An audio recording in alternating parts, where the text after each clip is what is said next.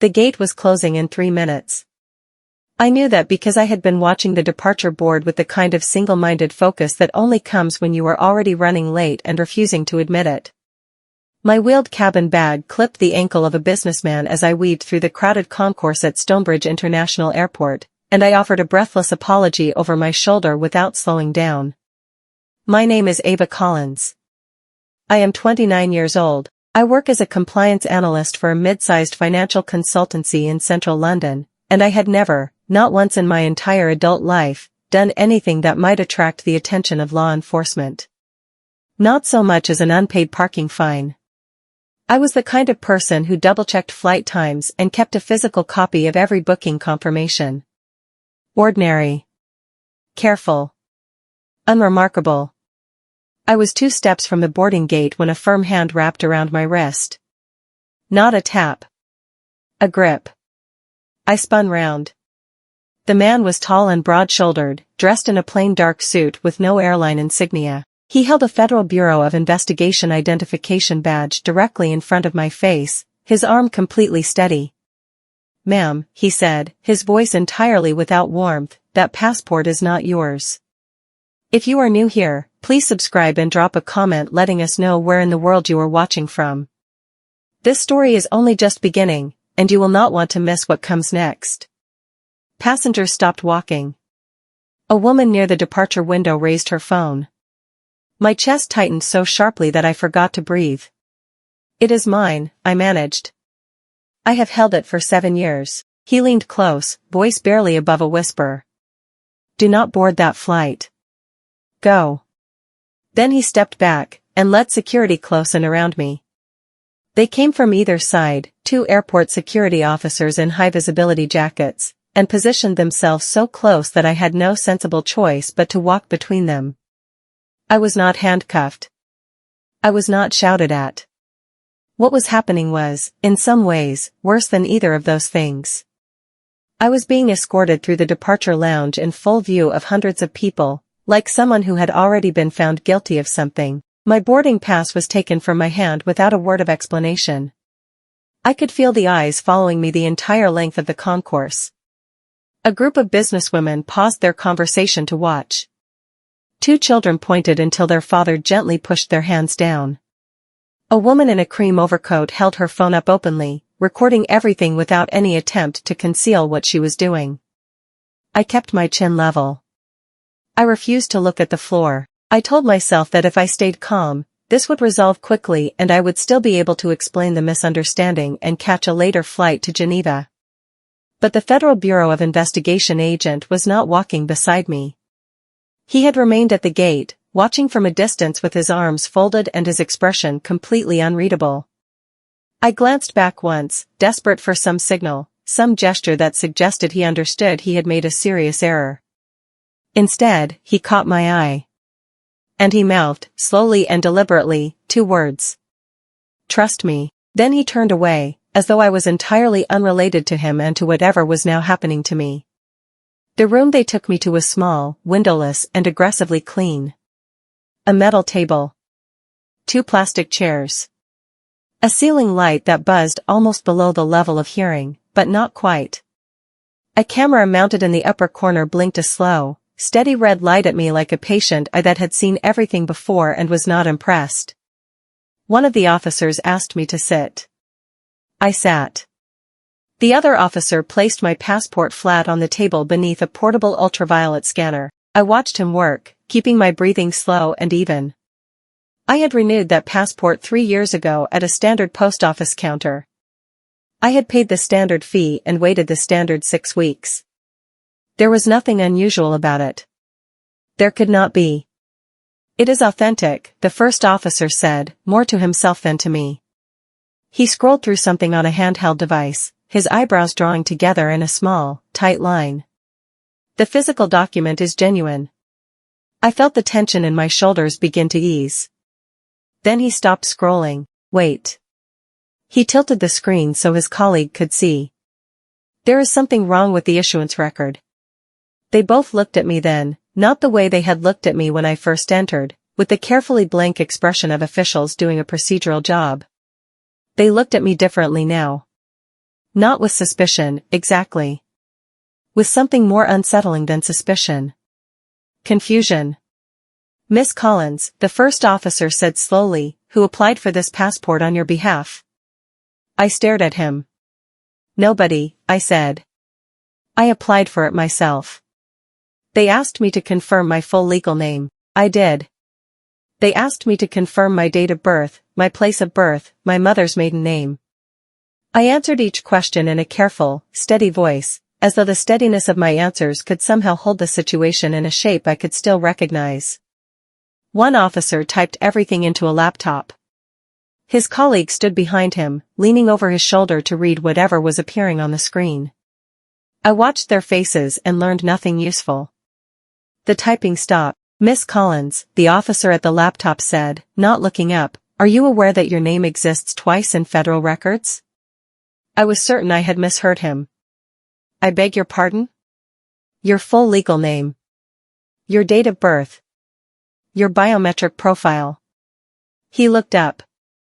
All of it appears twice in the federal identity database. 2 separate entries. 2 separate files. One of which, he paused as though selecting his next words from a row of options, is flagged. The room felt suddenly smaller. I asked which entry was flagged. He did not answer. He returned to the screen and typed something further, and the expression on his face settled into the kind of cautious professional blankness I recognized from my own workplace, the expression people adopt when they have found something they do not yet know how to explain.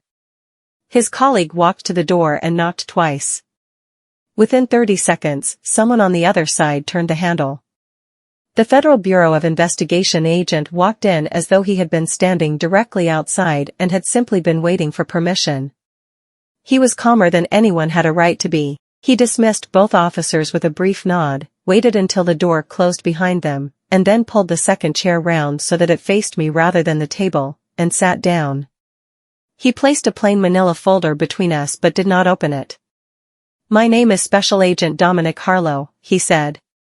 I have been assigned to this case for 14 months. What case? I asked. I was traveling to Geneva for a professional conference. I attend every March. I have done so for the past 4 years. I know, he said. Then you know I am not a criminal. I know you have no criminal record, he said carefully. That is not quite the same thing. I felt anger pressing upward through the composure I had been maintaining. He slid the folder forward and opened it.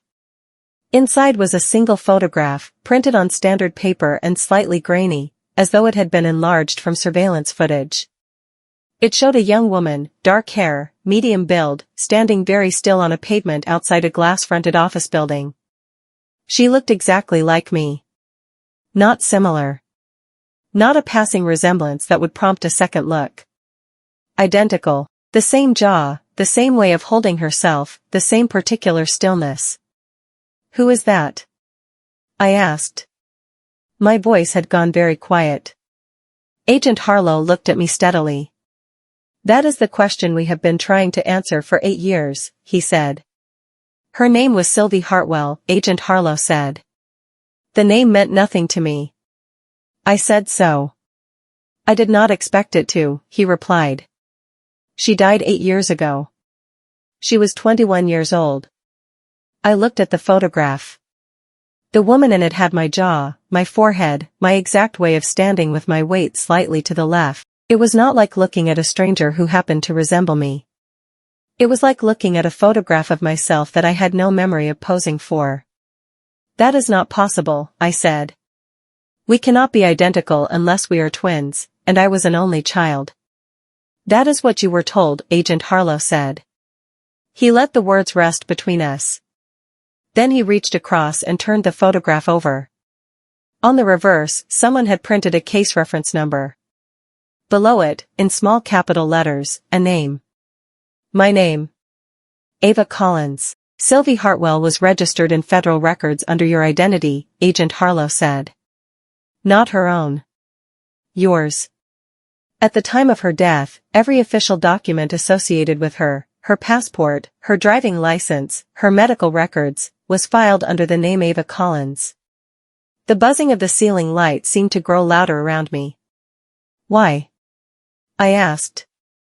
Agent Harlow closed the folder gently, as though whatever was inside it was something that needed to be handled with a certain amount of care. That, he said, is where things become considerably more complicated. He gave me a moment. I did not use it particularly well. I sat there with my hands pressed flat against my thighs, trying to organize my thoughts into something manageable, and found instead that they kept slipping out of any order I tried to arrange them in. My childhood had always had a particular texture. Solid from a distance. A house in a quiet suburb north of Birmingham, 2 parents who worked steady jobs, and school reports that described me as attentive and capable. But press on any specific memory, and it becomes oddly smooth, as wood sanded past the point where grain is visible. There had always been gaps. Not dramatic ones. Just small absences.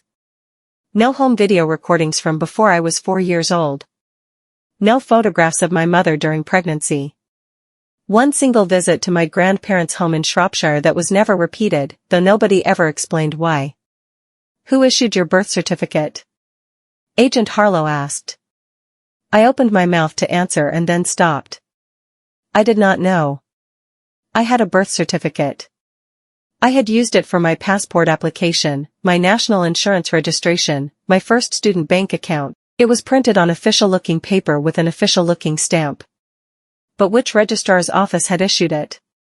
Which county? Which year? I had never once thought to ask. And the fact that I had never asked felt, for the first time, not like an ordinary gap in knowledge but like something shaped deliberately, a question that had never been made available for me to form. I do not know, I said quietly. Agent Harlow nodded, as though I had confirmed something he already expected. Where were you flying today? He asked. Geneva, I said. The Kessler Financial Compliance Forum. It runs every March. I have presented at it twice. Something in his expression shifted, the professional calm remained in place, but something behind it became harder. The conference is real, he said. Your registration is genuine. But the reservation associated with your passport was not made by you. I felt cold. I booked that flight myself. Online. 6 weeks ago. Your booking was made 6 weeks ago, yes. But a second overlapping reservation was filed against your passport number 4 days later, from an external source. It flagged our monitoring system because the routing was unusual. You were not booked to fly directly to Geneva. The itinerary tied to your passport document was routed through a transit point we have been observing as part of a separate active investigation. I stared at him. You were not simply traveling, he said. Based on the intelligence gathered over 14 months, someone intended to use your physical presence at a specific location to trigger a process that they could not complete any other way. He paused. You were being moved, Miss Collins. You were a piece being positioned on a board by people who had been planning this moment for a very long time. The air in the room seemed to thin. By whom? I asked. He looked at me in a way that suggested the answer would cost me something I had not yet prepared to spend. We will reach that, he said. First, I need to show you something else. He produced a second document from inside the folder, a financial alert summary of the kind I recognized immediately from my professional work. Dense with account reference numbers and transaction codes, he placed it on the table and turned it so I could read it without straining. This alert was generated 4 days ago by an international financial monitoring body, he said. It concerns a transfer of $9.2 million United States dollars, scheduled to activate automatically upon confirmed passport clearance at the designated destination. I read the document. My name was printed at the top of the beneficiary field. My passport number was cited in the activation trigger clause. I kept reading until I reached the authorization section at the bottom of the page. There was a scanned signature in the confirmation box. I recognized the way the capital A was formed.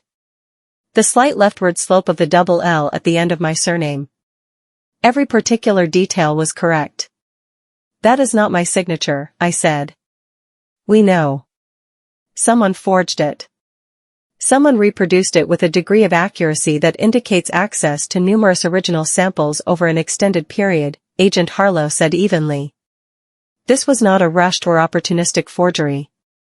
It was prepared with patience, by someone who had been planning this for a very long time. I sat back slowly. $9.2 million. My name. My passport. My signature. They expected me to land, I said, working it through aloud. Yes, he said. And then complete something. Finish something that began 8 years ago, he said. Something that ended, or was made to end, with Sylvie Hartwell. I asked to call my parents. I said it quietly, as a statement rather than a request. I was not yet ready to absorb the full shape of what Agent Harlow had told me, and speaking to my father felt like the only solid thing I could reach for. Agent Harlow did not hesitate. He placed a mobile phone on the table, facing me, and sat back in his chair. I will not stop you, he said. I dialed my father's number. It rang 4 times, which was unusual. Raymond Collins almost always answered on the second ring. He was meticulous about his phone in a way that had always struck me as slightly excessive for a retired secondary school teacher. He answered on the 5th ring. Ava. His voice was careful in a way I could not immediately name. Dad, I said. I kept my own voice very level. I need you to answer me honestly. Of course, he said. Where was I born? The silence that followed was brief. But it was absolute. Not the silence of someone searching for an answer. The silence of someone deciding what to say next. Then, without a single word of explanation, the line went dead. He had ended the call. I sat very still, holding the phone, staring at the blank screen. Agent Harlow was watching me from across the table. He did not speak. I placed the phone carefully back on the table. He hung up, I said. Yes, Agent Harlow replied, without any particular surprise in his voice. I thought he might. The words settled over me like something heavy being lowered slowly from above. You expected him to hang up, I said. I considered it likely, Agent Harlow said. He was measured and precise, and I had no doubt that he had been trained to deliver difficult information in a way that prevented the room from becoming unmanageable. Raymond Collins has been of significant interest to our investigation for several months. Not as a suspect in the conventional sense. As a connected party. He is my father, I said. He is the man who raised you, Agent Harlow said. Those are not always the same thing. He opened the manila folder again, but this time removed a different document, thicker, sealed along its left edge with a classification stamp. He broke the seal and laid it open on the table between us. Inside was a photograph. Me, but not me. A toddler, no more than 2 years old, sitting on a plain institutional rug with a stuffed toy propped beside her. The child had my face. Unmistakably. Exactly. But printed in black ink beneath the image was a surname I had never seen in my life. Hartwell. You were not born where you think, Agent Harlow said quietly. You were not registered under the name you have been using. At some point in your early childhood, following a specific incident I am going to explain, you were reassigned. A new identity was constructed around you. New guardians. New records. A new beginning, built on someone else's foundation. I looked at the child on the rug. That is me, I said. Yes, he said. That is you. Before. I could not stop looking at the photograph. There is something deeply disorienting about recognizing yourself in an image that belongs to a life you carry no memory of, like discovering a locked room in a house you have lived in for years and finding, when the door finally opens, that it has always been there. Sylvie Hartwell, I said slowly. You told me she was the girl who looked exactly like me. Yes. But if she was registered in federal records under my identity, under the name Ava Collins, then whose identity was I living under? Agent Harlow held my gaze. Sylvie's, he said. The word landed quietly, which somehow made it worse. She was the original, he continued. Sylvie Hartwell was the child around whom the identity had first been constructed. The name, the family background, the financial structures that came later, all of it was built around her first. When she died, or rather, when her death was processed through official channels, you were placed into the remaining structure. You became the continuation. She was erased, I said. The word felt both accurate and brutal. She did not die of natural causes, Agent Harlow said. Her death was made to appear entirely routine. A brief illness. A quiet funeral. Sealed medical records. But the investigation that led us here strongly suggests that Sylvie Hartwell was removed because she had become a liability. I felt nauseous. A liability to whom? I asked. To the people who built her identity in the first place, he said. And who subsequently built yours on top of it. He told me about the program carefully and in stages, watching my face between each piece of information as though measuring how much more I could absorb. I was grateful for the pacing. I do not think I could have taken it all at once. In the early 1990s, a classified initiative, operating on the margins of official child welfare structures in both the United States and the United Kingdom, had placed children from specific family backgrounds into entirely new identities. Its stated purpose, in the internal documents investigators had since recovered, was the safe relocation of children whose biological families had become subjects of serious financial crime investigations. Children who were considered to be either at risk or useful. Useful was the word that made me stop him. Useful in what sense? I asked. These children were placed with handlers, individuals posing as adoptive parents, who were connected to the financial networks under investigation.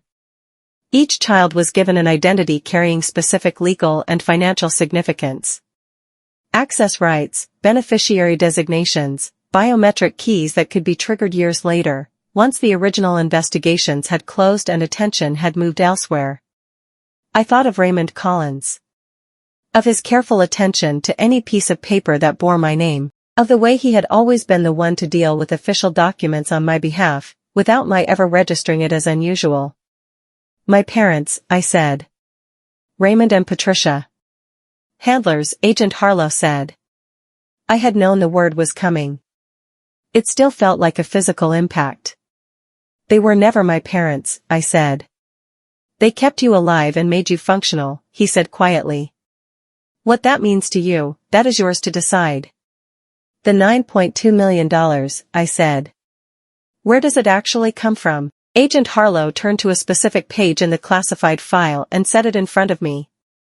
It was a summary of a financial investigation that had been opened in the mid-1990s, pursued with evident determination for approximately 18 months, and then, quietly, without explanation, closed.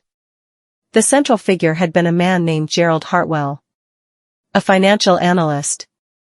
A whistleblower who had attempted to expose a network of fraudulent asset transfers operating through a private investment firm called Redstone Capital Group. He had gathered considerable evidence. He had attempted to submit it through the appropriate official channels. Then he had disappeared. His case had been archived. His evidence sealed. The network had continued operating, quietly, underneath the surface of respectable business. Sylvie was his daughter, I said. Yes. And you, the child who became Ava Collins, were also connected to that family, though the precise nature of that connection is still being established. He tapped the document. The $9.2 million represents funds tied directly to the fraudulent assets that Gerald Hartwell attempted to expose. The money was never recovered. Instead, it was structured into a trust account, accessible only by means of a biometric identity key. My biometrics, I said. The biometrics of whoever occupied the Ava Collins identity at the point of activation. Someone built a very elaborate lock. And you, he met my eyes, are the only key that exists. And someone has been waiting, I said. For 25 years, Agent Harlow confirmed. And they have decided that now is the time to collect. I sat with that for a long moment. 25 years. I had been living a thoroughly ordinary life, writing compliance reports, renewing my annual travel insurance, arguing with my landlord about the heating, and underneath all of it, I had been functioning as a dormant mechanism inside someone else's long-term financial plan. Why now? I asked. What changed? Several things combined, Agent Harlow said. The statute of limitations on a number of related cases is approaching its final threshold. Key individuals within Redstone Capital Group are older and want to liquidate before further regulatory scrutiny arrives, and our monitoring suggests a change in the account's internal structure last year, indicating someone becoming impatient. The Geneva conference, I said slowly. I was first invited 4 years ago. You were not invited by coincidence. The conference organizers received a discretionary sponsorship from a charitable foundation linked to Redstone Capital. Your invitation was engineered. They needed to establish a credible pattern of legitimate annual travel so that this year's trip would not raise a single flag. For years of building a routine around me so that crossing one specific border would look like nothing at all. I was shaped for this, I said. It did not come out as a question. Your career direction, your professional specialization in financial compliance, your travel pattern, none of it developed entirely by chance. You were guided, consistently, into the precise position that would make you useful when this moment arrived. I looked at the table. Then I looked back at him. And now you need me to stay useful, I said. Just not for them. He held my gaze without looking away. That depends entirely on what you choose to do next. You need to understand what happens if you simply leave this airport and go home, Agent Harlow said. Tell me, I said. The moment the flight to Geneva departed without you clearing passport control at the destination, the people managing this operation knew something had gone wrong. They cannot be certain why, whether you missed the flight voluntarily, had a change of plans, or were intercepted. But they will not wait long to find out. These are individuals who have protected a considerable sum for 25 years. They do not tolerate uncertainty. How long do I have? Hours, he said. Possibly considerably less. I thought about my flat in London. The boiler that needed resetting every other morning. The paperback was left open face down on my bedside table, which I had been meaning to finish for 3 weeks. They may already be watching it, he said. I did not ask whether he was trying to frighten me. I already understood that he was not. What about Raymond and Patricia? I asked. Patricia Collins left the country 9 days ago on a tourist visa for Portugal. She has not returned. Raymond Collins is currently at the family home in Birmingham. He knows you were stopped. That phone call told him everything he needed to know.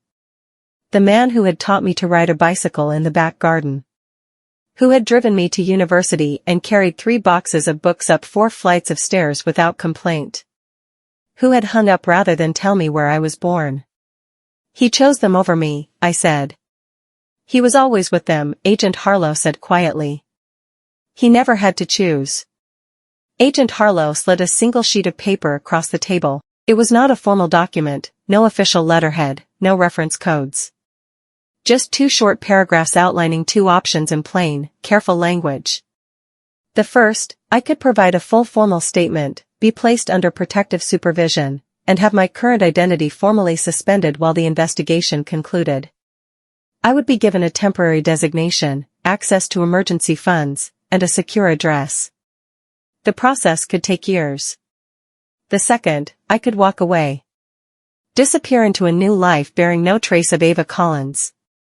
Agent Harlow's team would continue without me. The people behind Redstone Capital would eventually face prosecution on the financial evidence alone, but the probability of a full conviction, the kind that dismantled the entire network, would be substantially reduced. I read both options twice. Then I put the paper down. I thought about Sylvie Hartwell. 21 years old when she was taken. She had been given no options at all. She had simply become inconvenient and been removed. Her name was taken from her. Her father's life's work is buried, and I had been placed over the top of it all like a fresh coat of paint over a crack in a wall, with no understanding of what lay beneath me. If I help you, I said, what do you need from me? We need the transfer to activate, Agent Harlow said. And for that, we need someone to appear to have arrived. I looked at him. I am not running, I said. He held my gaze for a long, quiet moment. Good, he said.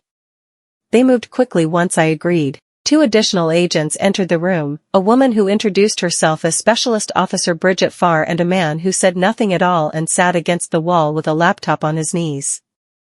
Together, they assembled what Agent Harlow called a controlled scenario. A record was generated confirming that I had cleared passport control at the transit point and boarded a connecting service. The record would pass an automated system check but carried a specific embedded marker that their monitoring team could track in real time. My phone was placed in a signal-suppressing sleeve, powered down, and a duplicate device was activated in its place and connected to the same network as though I were still carrying it normally. Then they waited. It took 47 minutes. The $9.2 million transfer activated automatically, exactly as the alert summary had predicted. Moments later, a message appeared on the duplicate device, sent through an encrypted application to a number that, to any external observer, was indistinguishable from mine. I read it from across the table. Agent Harlow read it alongside me. You made it. Finish what she started. 6 words. No name. No further instruction. Specialist Officer Farr looked at Agent Harlow. Signal is active, she said quietly. Trace it, Agent Harlow said. The man with the laptop did not look up from his screen. Already running, he said. The room became very still. I kept my eyes on the screen and my hands flat on the table. Steadier, I think, than anyone present expected them to be. The trace did not lead overseas. The signal had been routed through 2 relay points, one in the Netherlands and one in Cyprus, in a clear attempt to disguise its origin. Both layers were broken through by the monitoring team within 11 minutes. The source was in the United Kingdom. Specifically, it was in Birmingham. Agent Harlow's expression remained professionally neutral, but his eyes moved to mine. I know, I said, before he could speak. The signal had originated from a building registered to a holding company called Vantage Bridge Limited. Vantage Bridge Limited was a wholly owned subsidiary of Redstone Capital Group's European operations. And Redstone Capital Group's Birmingham office, established, according to public registration records, 3 years ago, listed one Raymond Collins as a non-executive director. The man who had raised me. The man who had hung up. He was not a distant, peripheral figure who had been swept into something larger than himself. He sat on the board. Arrests followed within 4 hours. Raymond Collins was taken from the family home at early evening. 3 other individuals connected to Vantage Bridge were detained simultaneously at separate addresses across England. 2 further individuals were apprehended the following morning. Raymond Collins did not look surprised when the officers came through the door. According to Agent Harlow's subsequent briefing, he had looked at them, then passed them at Agent Harlow, and said very calmly, she was not supposed to wake up. I was told this privately, later that evening. I sat with those 6 words for a very long time before I was able to set them down. It took 4 months for the evidence to reach a form that could be disclosed. The account given to the public was measured and released in stages through official channels to prevent the distortion that spreads when information arrives all at once without context. The classified program was confirmed as real. The investigation into Redstone Capital Group was confirmed as active. The fraudulent asset network that Gerald Hartwell had attempted to expose nearly 3 decades earlier was confirmed as the financial foundation of the entire case. And Sylvie Hartwell's name was restored, formally, officially, on the public record. A young woman who had been erased, whose identity had been taken and whose death had been filed away as routine, was given back the name that had always been hers. It was a small act in legal terms. But it felt, to me, like something of considerable weight. A piece of truth that had been held underwater for 25 years, finally allowed to surface. My own situation was different. Ava Collins was a name that had been lived in. Used, built upon, taken seriously for 29 years. Real in every way that time and ordinary living can make a name real. But it had not been mine from the beginning. 6 weeks after the arrests, Agent Harlow came to the safe house where I was staying and placed a plain envelope on the table in front of me. "New documents," he said. "Legal, correctly issued, clean. The name field is blank. That part is for you." I looked at the envelope for a long moment. Then I picked up the pen. And I wrote a name, one that was mine alone, chosen freely, belonging to no program and no design but my own. For the first time in my life, I knew exactly who I was. If this story moved you, please do not scroll past. Drop a comment below and tell us which moment hit you the hardest. Share this with someone who needs to hear a story about courage today. And if you have not already, please subscribe. There are more stories coming that you will not want to miss. Thank you for watching. We will see you in the next one.